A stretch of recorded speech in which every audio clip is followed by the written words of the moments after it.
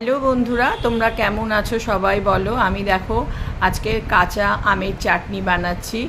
কাঁচা আমটাকে আমি ভালো করে আগে কেটে জলে ধুয়ে নিয়েছি, তারপর হলুদ নুন দিয়েছি, দিয়ে সেদ্ধ বসিয়ে দিয়েছি।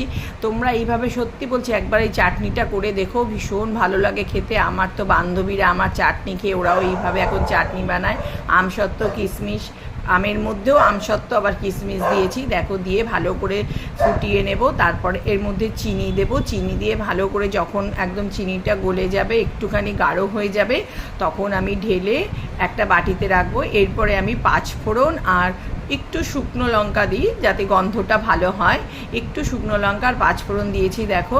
এরপর আবার ওই সেদ্ধ করা চাটনিটা আমি এর মধ্যে ঢেলে দেবো। ঢেলে দেওয়ার পর দেখো কত সুন্দর একটা কালার হয়ে এসছে। তোমরা যদি নিজেরা একবার ঘরে এইভাবে বানিয়ে খাও, দেখবে সবসময় বানিয়ে খেতে ইচ্ছা করবে। এরপরে তোমরা একটু ভাজা মশলা দিয়ে দেবে, ভালো লাগলে একটু লাইক